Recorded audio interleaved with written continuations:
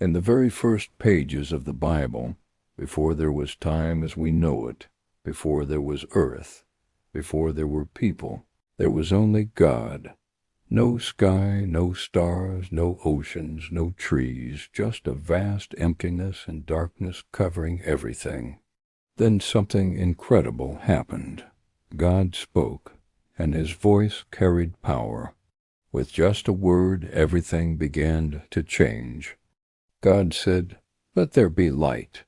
And suddenly, light broke through the darkness. For the very first time, day and night existed. Imagine that moment from nothing but darkness to light filling the world. That was the very first day of creation.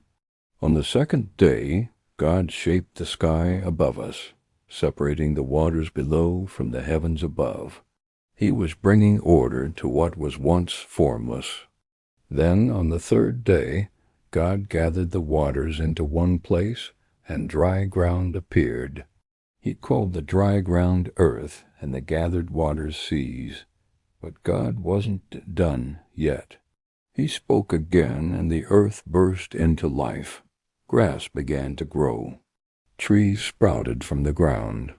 Plants of every kind filled the land, each one carrying seeds to keep producing more life.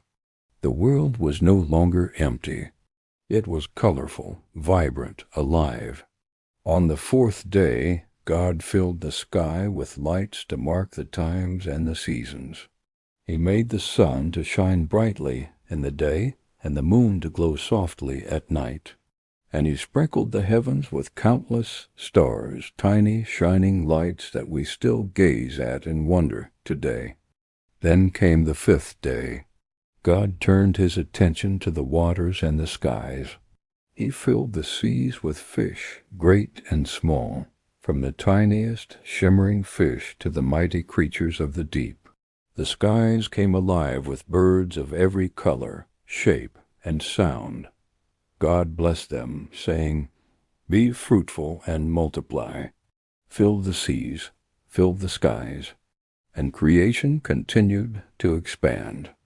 On the sixth day, God filled the earth with animals. Imagine the ground shaking as elephants walked by, the roar of lions, the gentle steps of deer, the buzzing of insects, the laughter-like sounds of dolphins in the distance. Every animal had its place, every creature designed with care. But then God did something even more extraordinary. From the dust of the earth he formed mankind. He shaped a man, breathing life into him, and later he created a woman. Unlike anything else in creation, these humans were made in the very image of God himself. That means they weren't just another part of creation. They carried the reflection of God's own nature. They could think, create, feel, love, and build relationships. God gave them a special purpose, to care for the earth, to watch over the animals, and to live in harmony with him.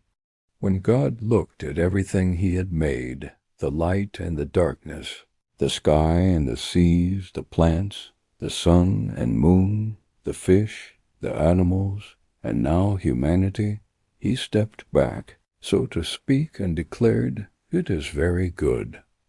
But the story of creation doesn't end there.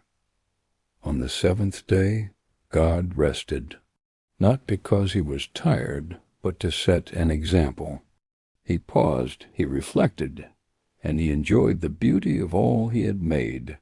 This is where we learn the importance of rest, of stepping back to breathe, to find peace, and to remember that life is not just about endless work. It's also about gratitude, balance, and delight in the gifts around us. The creation of the world is not just a description of how the world began. It teaches us about who God is and who we are. It tells us that God is powerful, able to create everything with just his word. It shows us that God is purposeful. Every star in the sky, every leaf on a tree, every person has meaning. And it reminds us that God is good, that His desire from the very beginning was for His creation to flourish and be filled with life. And maybe the most personal part of this story is this: out of everything God created, humanity was His masterpiece. That means you are not an accident. You are not here by chance. You were created with intention, with love, and with purpose. You carry value because you bear the image of the One who made you. So the next time you look at a sunrise or watch the waves roll in at the beach, or even notice the tiny details of a flower, let it remind you of this story. A story that began in darkness but was filled with light. A story where order came out of chaos and beauty grew out of emptiness. A story where God's fingerprints are seen in every corner of creation. And the next time you wonder if your life matters, remember this: the same God who spoke light into existence is the God who made you. And when He looks at you, He sees something good. The creation of the world is not just history. It's a reminder of hope. It's a reminder of love. And it's a reminder that even in our darkest moments, the God who created the heavens and the earth is still able to bring light, order, and beauty into our lives. Do you ever feel like you're just going through the motions in life? Like you're working hard but never really getting anywhere? Or maybe you feel lost and uncertain about what your purpose is. Just know and believe that God is here for you. He hears you, and God will come through for you.